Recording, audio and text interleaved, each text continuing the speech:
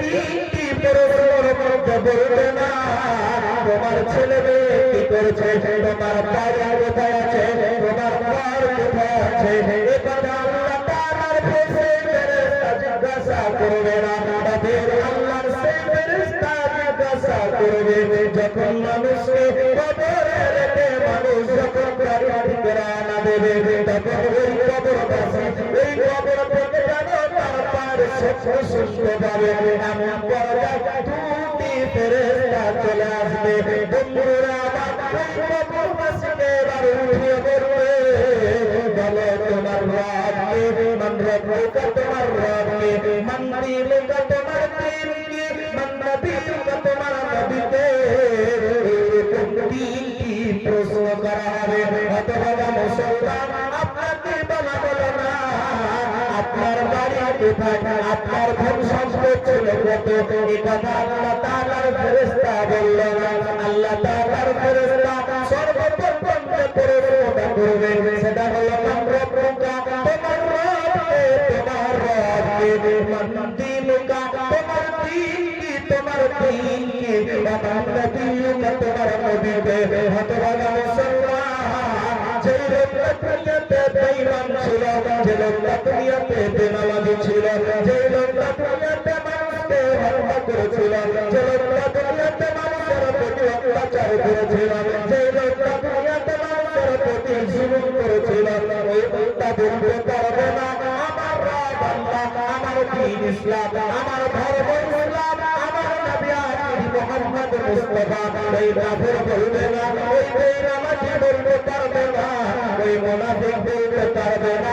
ওই লোকটা বলবে যে লোকটা সর্বসময় বলেছে ইন্নাল্লাযীনা ক্বালু রাব্বুনাল্লাহু সুম্মা ইসতাকামু তাতানাজ্জালু আলাইহিমুল মালায়েকা। যে লোকটা বলেছে নিশ্চয় আমার রব আল্লাহ, নিশ্চয় আমার রব আল্লাহ। যে লোকটা এর প্রতি অবিচল থেকেছে ওই লোকটা কবরে বলবে আমার রব আল্লাহ, আমার দ্বীন ইসলাম, আমার নবী মুহাম্মদ মুস্তাফা।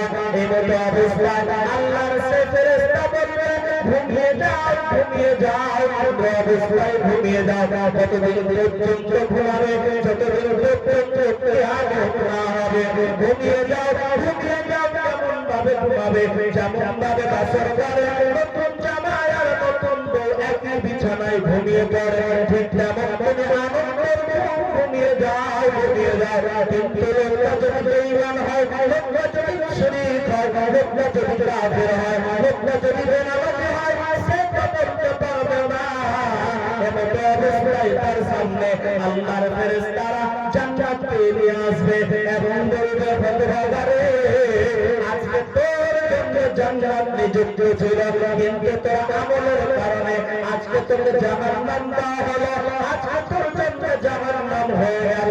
এই বলে ওই জাহান্নামে ওই আল্লাহর ফেরেশতারা একজন থাকবে কানা, একজন থাকবে কানা, একজন কানে দেখতে, একজন কানে শুনতে পাবে না, চোখে দেখতে পাবে না। এমন দুইজন ফেরেশতা যেন কবরে বসে যাবে। বন্ধুরে আমার এবার কবরের আযাব শুরু হয়ে যাবে। ওই বেঈমান বেনামাজি মুশরিক কাফের বেনামাজি অত্যাচারী ওই কবরে আযাব শুরু হবে। কেমন করে আযাব শুরু হবে? ও পৃথিবীর মানুষ, ও আমার মা বোন শুনে রাখো আজকের বক্তব্য।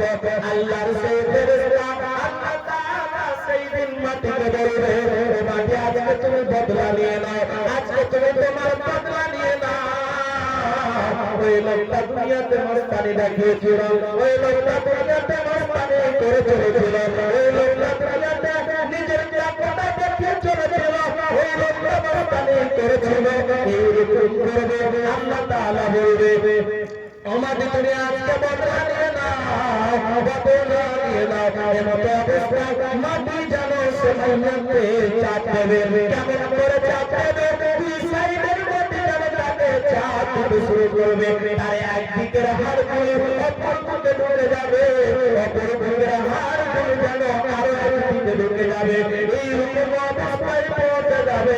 এইরকম অবস্থায় সেই লোকটা চিৎকার করবে আপনার বাড়ির পার্সেল রয়েছে, আপনার বাড়ির পার্সেল কবরস্থান রয়েছে, আপনার বাড়ির পার্সেল মানুষ কবর বাড়াইছে কিন্তু কোন কবরের আযাব শুনতে পাবা কিন্তু এত কবরের আযাব হয় ও পৃথিবীর মানুষ শুধু তাই নয় যখন কবরে এইরকম আযাব চলে যায় এরকম বেঈমানকে এরকম বেনামাজিকে এরকম মানুষকে আল্লাহর সেই ফেরেশতা একটি হাতুড়ি মারবে একটি হাতুড়ি যখন মারবে মারার পরে